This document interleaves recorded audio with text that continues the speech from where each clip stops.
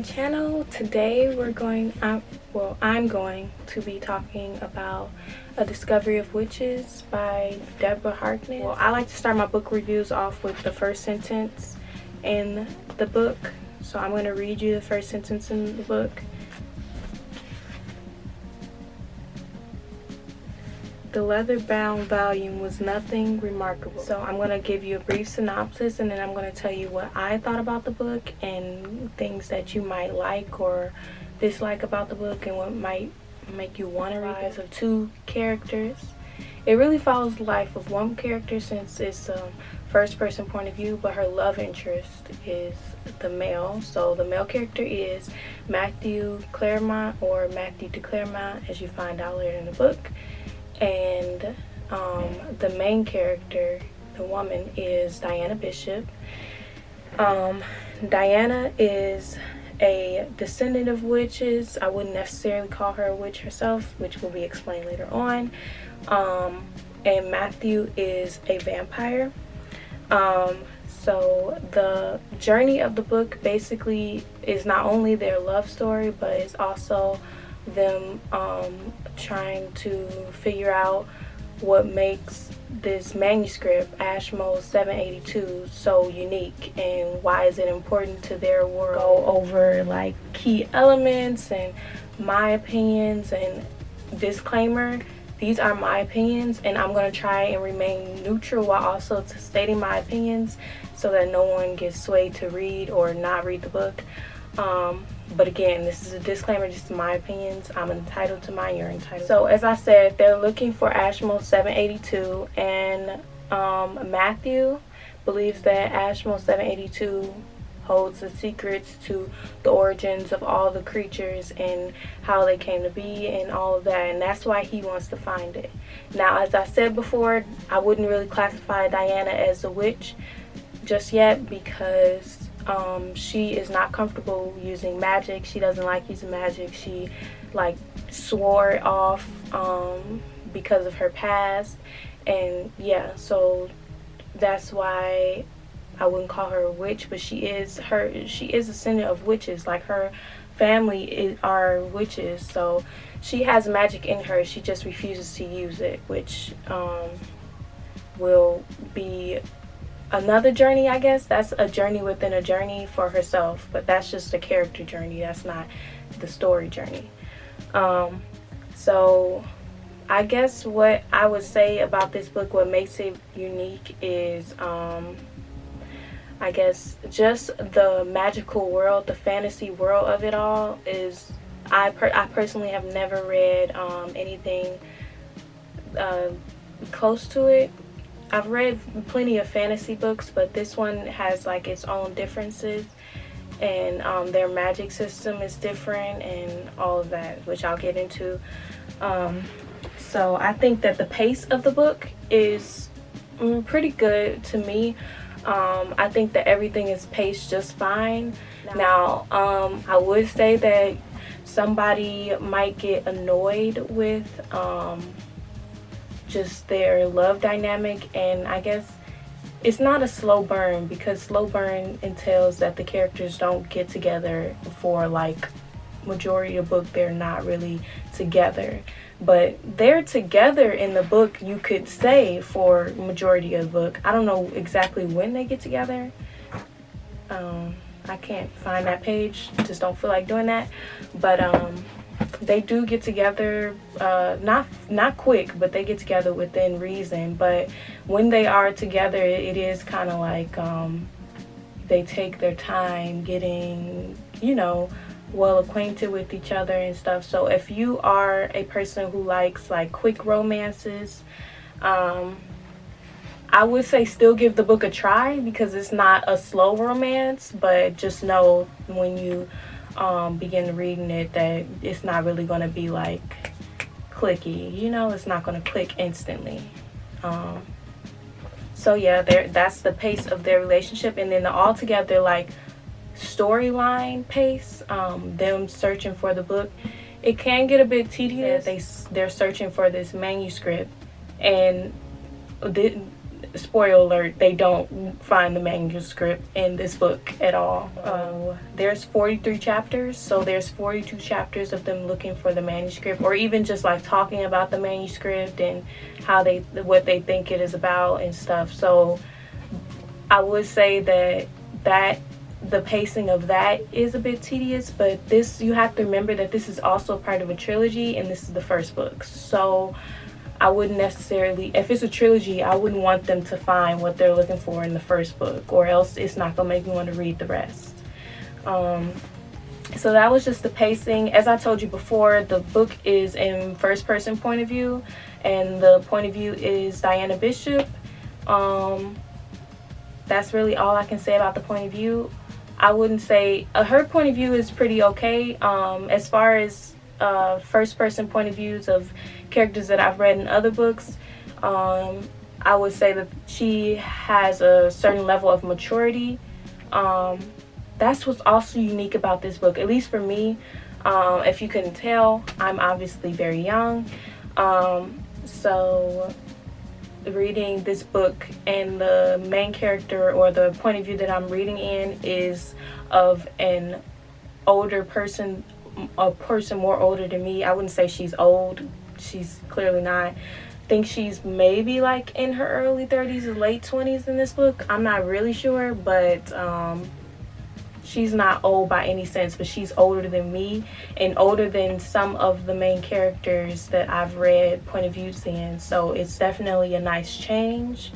It was refreshing to read, because she just has like a certain level of maturity that you don't find in, like, I would say, like teen main characters.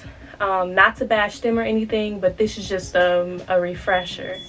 And then also, because of the maturity level, she does sometimes go on about things that I wouldn't necessarily know about, and I would have to do further research.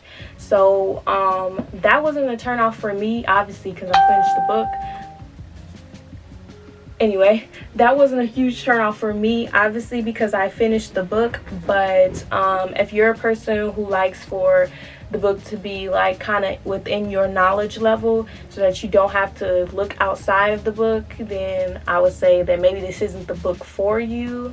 But as far as like, it definitely gave me more knowledge about history, and that brings me into my next point, that this book has like a lot of like, not even just history, but like science points and just things that I wouldn't necessarily be super knowledgeable about. And that's what I figured things out. Sometimes I had to research. Sometimes the book itself gave me an explanation. Like, they would say something, and then like they would kind of go into like what that is for, like, I guess the author put that in there just in case you didn't know. But some things I didn't know and the author didn't explain, and that's okay too, because Google exists. I just Googled it, and yeah, so it didn't really stop my reading pace. I still was able to finish the book in a good time. I usually go into the like magic system of books, but I think that this one is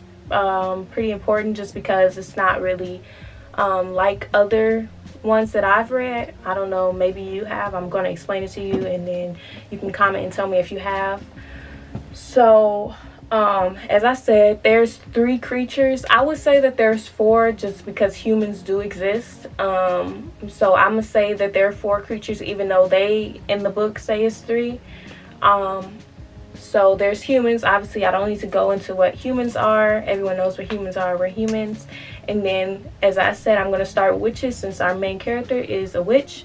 So the witches are like, I think, average witches. Like, they just have magic. They can do spells. They can, they have elemental powers. It's all different kinds of magics and stuff. And, you know, there's white magic. There's black magic. But I would say that there is a limit to their magic, and they can like either run out of energy, or in severe cases die over overuse of magic. Next, I'm going to go into vampires, since our second main character is a vampire, and that's Matthew. Now, I found it interesting that this was like a unique vampire that I wouldn't say that I never heard of, but it just I just like that it was different. So I'm going to go with the obvious one. Sunlight does not affect them. They go over why it doesn't affect them in the book, so I'm not going to spoil that for anyone. But I'm just going to say it. Sunlight doesn't affect them. Yes, he drinks blood, but he can also eat some kind of regular food. His, I guess, powers would be like, he just is like an enhanced being. Like, he has good smell, he has good eyesight, he can run fast. Now, he does shoot down that myth that vampires can fly, and just says that they run so fast that it can be mistaken as flying, or at least that's what the humans mistook it as. So the daemons, I found that they are kind of like, I wouldn't know how to describe them. I feel like they're kind of like humans, but they're more, you know, like they have like, I think they have like a higher way of thinking, and like, I don't know, I think they're just more eccentric, and like all the book says awe-inspiring, but that's not really my kind of language, so I don't want to use the book's words just to use it. But I would say that they are very like just more. That's the best I can do to finish it off with things that people might hate. As you can probably tell by now, I enjoyed the book, but that doesn't mean that you will. So people might hate that the whole forbidden romance, I know that it gets old with people. It doesn't get old with me. Obviously, I enjoyed the book, but the forbidden romance can get annoying with people, and I understand, and I get annoyed as well. So what I mean by forbidden romance is that obviously Diana is a witch, and obviously Matthew is a vampire, and we can already see where this is going. Vampires and witches are not meant to be together, and so yes, that is a part of the book. And it can get a little annoying, just because like I don't necessarily think that forbidden romance is annoying. I think that the characters can make it annoying, and the way that it is written can be annoying. I wouldn't say that their forbidden romance was annoying. They did have some moments, like snippets of moments, that it was like, come on y'all, like, come on, this is just getting, come on y'all, like, come on, this is just getting annoying now. Come on, get to it. Like, y'all know you love each other, like, just get together. But that was, like I said, it was snippets. So, but if you don't like it at all, if you don't like forbidden romance at all, then don't look at this book, because it's clearly forbidden romance. Another thing that people might hate is Diana's resistance to her ancestry and her DNA and to herself, basically, which I'm not gonna lie, annoyed the mess out of me. Like, I was like, sis, we don't live in a world where you don't live in a world where this is like, you should be taking this long to accept yourself. Don't like that, I would say don't read this book. But it's really not that big. I think that's it. If you have any questions on the book, let me know, and I'll be sure to respond to them in the comments. I'm also going to do the other two books because I read them. But I'm going to read the last sentence of this book. I like doing this, it's fun. What we've always done, Joanna, Bridget replied. Remember the past and await the future. The end. So I hope you guys like this video. I'll see you again in another one. Bye.